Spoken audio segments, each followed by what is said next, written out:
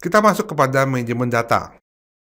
Manajemen data merupakan sebuah istilah yang luas, yang merujuk pada segala aspek dari pembuatan, penyimpanan, pengiriman, pemeliharaan, pengamanan, hingga mempensiunkan data. Data tersimpan dalam bentuk sebuah file. Yang lebih lanjut lagi menggunakan adalah database untuk konsistensinya, terutama untuk format data dan lain sebagainya.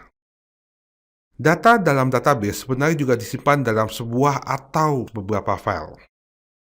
Manajemen data yang memanfaatkan database biasanya membutuhkan Database Management System atau DBMS.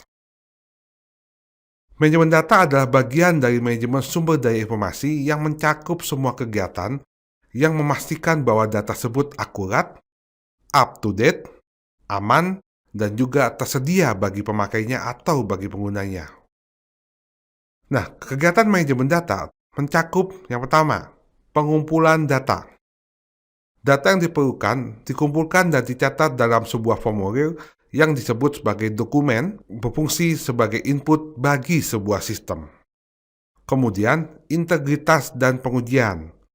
Data tersebut diperiksa untuk meyakinkan konsistensinya dan juga akurasinya berdasarkan suatu peraturan dan kendala yang telah ditentukan sebelumnya. Kemudian kegiatan selanjutnya adalah penyimpanan, yaitu data disimpan pada sebuah medium seperti pita magnetik atau piringan magnetik. Data tersebut juga akan dilakukan pemeliharaan. Data baru ditambahkan, data yang ada diubah, dan data yang tidak diperlukan lagi dihapus agar sumber daya data tersebut tetap mutakhir. Kemudian keamanan. Data dijaga untuk mencegah penghancuran, kerusakan, ataupun penyalahgunaan oleh pihak yang tidak berwenang. Kemudian kegiatan selanjutnya adalah organisasi. Data disusun sedemikian rupa untuk memenuhi kebutuhan informasi daripada pemakainya, dan juga untuk pengambilan, yaitu data tersedia bagi para pemakainya. Kita masuk kepada konsep database. Database adalah sekumpulan data yang saling berhubungan atau berrelasi mempresentasikan suatu organisasi dan tersimpan dalam sebuah media penyimpanan eksternal. Himpunan kelompok data atau arsip yang saling berhubungan dan diorganisasikan sedemikian rupa agar kelak dapat dimanfaatkan kembali dengan cepat dan mudah. Kemudian konsep selanjutnya adalah kumpulan data yang saling berhubungan yang disimpan secara bersama sedemikian rupa dan tanpa pengulangan yang tidak perlu. Itu adalah konsep database. Sedangkan tujuan utama dari database adalah yang satu, menghindari pengulangan data atau redundansi data.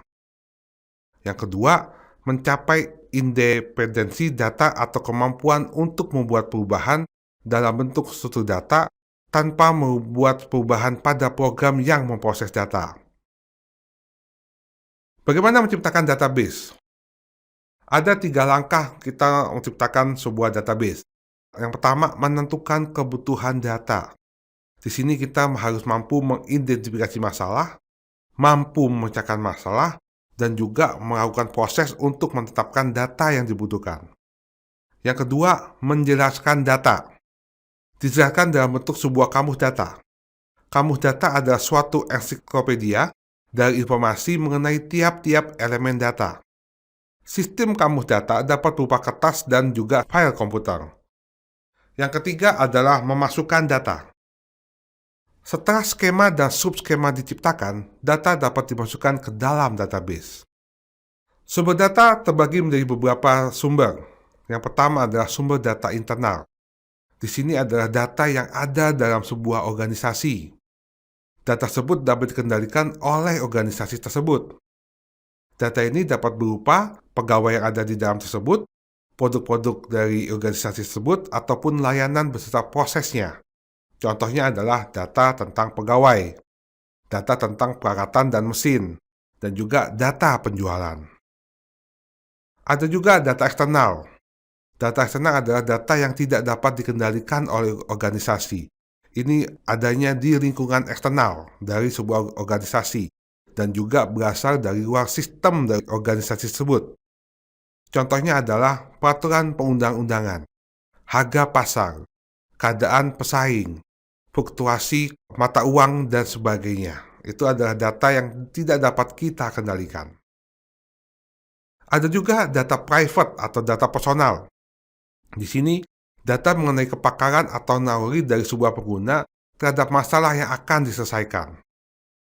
Pendapat dari pengguna mengenai variabel yang diperlukan dalam menyelesaikan masalah atau nilai dari suatu variabel.